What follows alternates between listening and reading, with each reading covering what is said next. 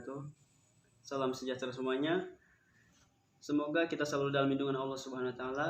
Sebelumnya saya akan terlebih dahulu memperkenalkan diri. Nama saya Muhammad Umin. Saya saat ini sedang menjenjang pendidikan di Politeknik Piksi Input Serang. Saya mengambil jurusan D3 Akuntansi. Pertama-tama saya berterima kasih kepada Ibu Esti Utami Pratiwi, SEMAK, selaku dosen mata kuliah praktikum akuntansi keuangan menengah yang telah memberikan ilmunya. Oke, jadi saya di sini akan sedikit menjelaskan tentang mata kuliah praktikum akuntansi keuangan menengah tentang depresiasi.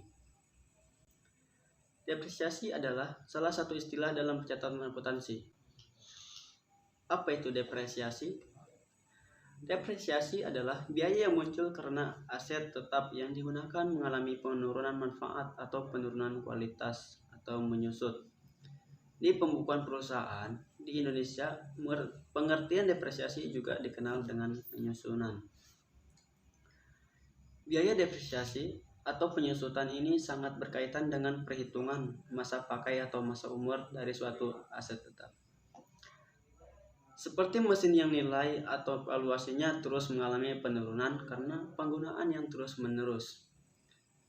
Biaya depresiasi dialokasikan sebagai cadangan yang ditunjuk untuk membeli aset baru untuk mengembalikan aset yang nilainya terus mengalami penurunan hingga nantinya sudah tak lagi bisa digunakan.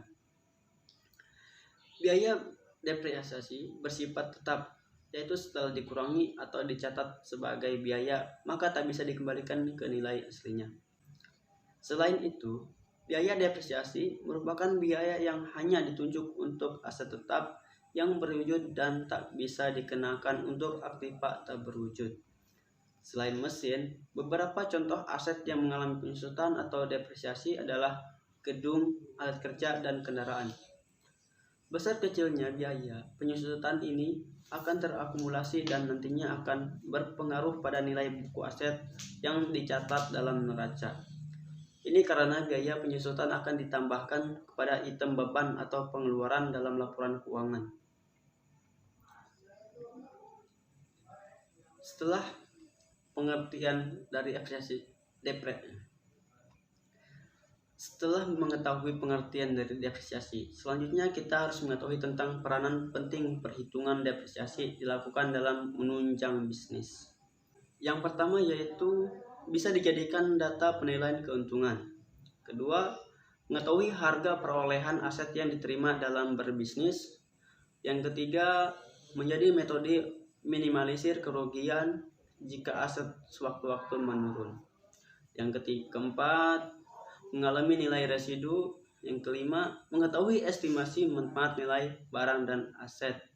Dan yang terakhir, mengetahui nilai total akumulasi dan total beban per periode.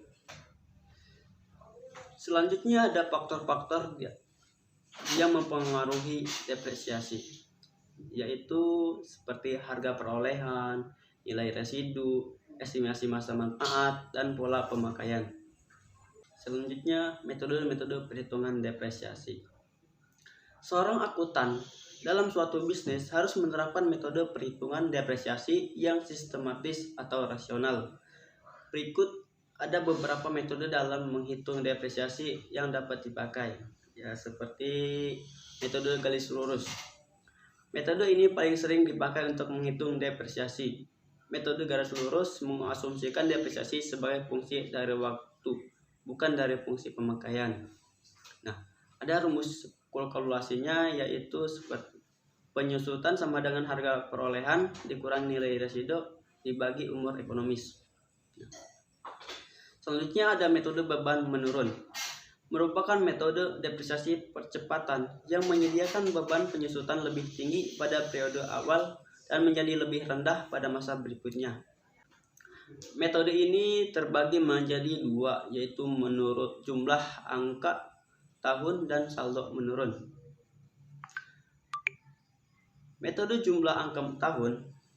Dengan metode ini, tahun-tahun yang menjadi umur manfaat aktiva ditandai dengan angka tahun 1, 2, 3, dan seterusnya. Dan jumlah depresiasi dihitung berdasarkan pada serangkaian angka pecahan yang menyebutnya diambil dari sebuah rentetan angka tersebut. Angka tahun terbesar digunakan sebagai pembilang dari angka pecahan untuk departemen tahun pertama. Angka tahun terbesar digunakan sebagai pembilang kedua, sebagai pembilang dari angka pecahan untuk depresiasi tahun kedua, dan seterusnya.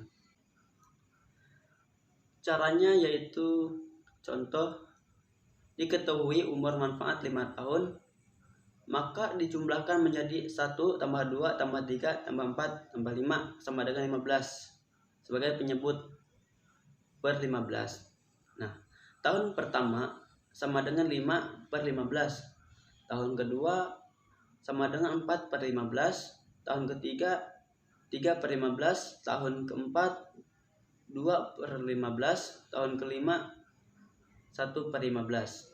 Nah, untuk mesin yang memiliki taksiran umur manfaat cukup lama, maka dianggap lebih mudah jika digunakan rumus, yaitu S sama dengan N dikali N tambah 1 dibagi 2. Misalnya 30 tahun, S-nya 30 dikali 30 tambah 1 dibagi 2 tambah 465.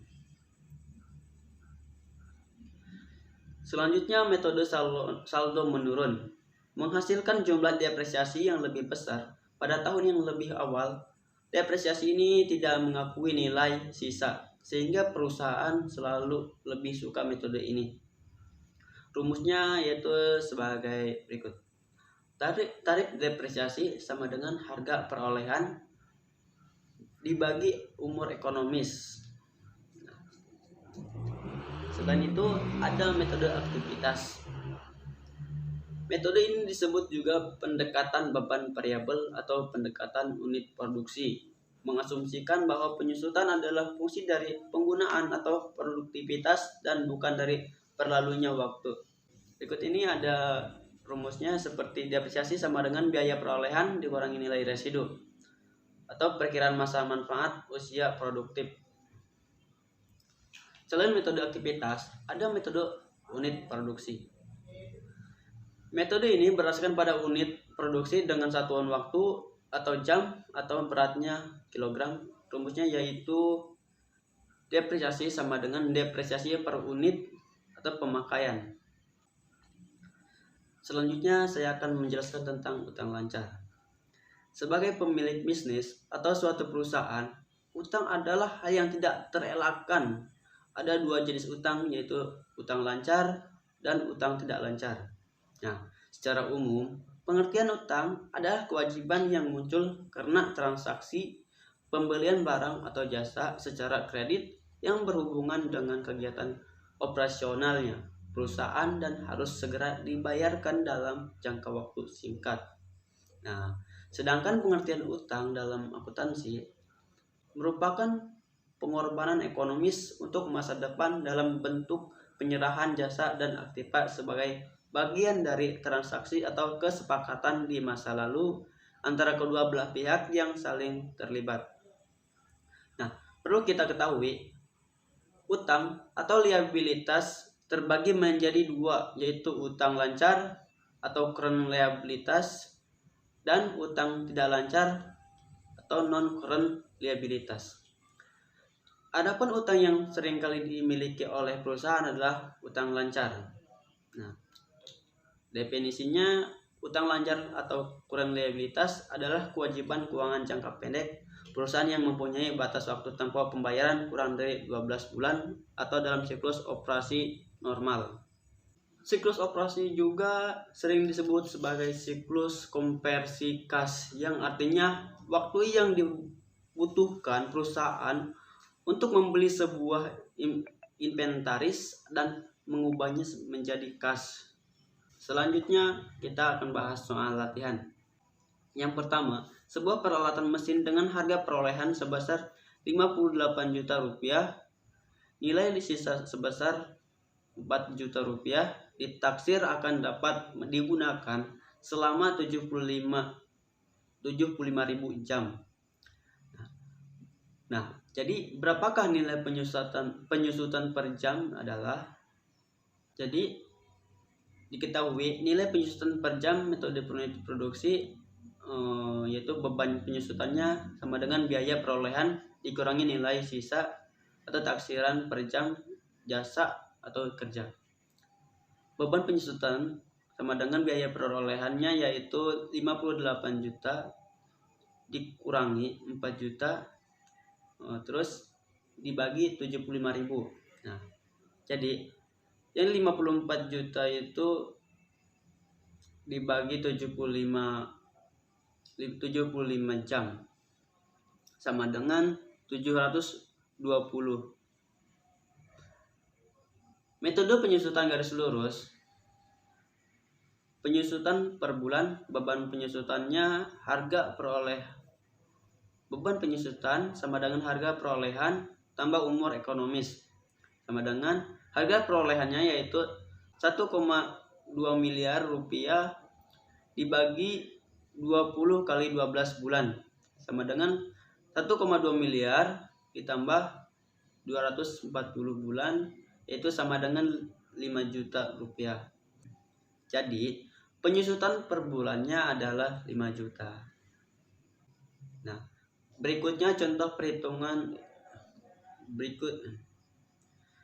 berikutnya soal latihan yang kedua. Berikut contoh perhitungan metode penyusutan garis lurus khusus. Dibeli sebuah bangunan pada tanggal 6 Agustus tahun 2000 dengan harga beli nilai perolehannya sebesar 1,2 miliar rupiah dengan masa manfaat selama 20 tahun. Nah, soalnya hitunglah besar penyusutan per bulan dan akumulasi penyusutan sampai dengan bulan Desember tahun 2004. Nah, kita jawab. Jadi metode penyusutan garis lurus yaitu yang pertama penyusutan per bulan.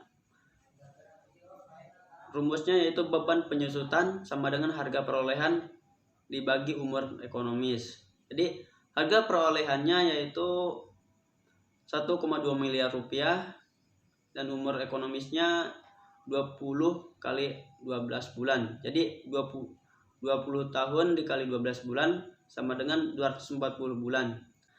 Jadi kalau dijumlahkan 1,2 miliar rupiah dibagi 240 bulan yaitu sama dengan 5 juta rupiah. Nilai penyusutan per bulannya yaitu jadi 5 juta. Nah, yang kedua, akumulasi penyusutan dari bulan Agustus tahun 2000 sampai bulan Desember tahun 2004 yaitu rumusnya nilai penyusutan per bulan dikali jumlah bulan dari Agustus 2000 sampai bulan Desember 2004. Nah, sama dengan beban penyusutannya 5 juta dikali 53 bulan sama dengan 4 tahun.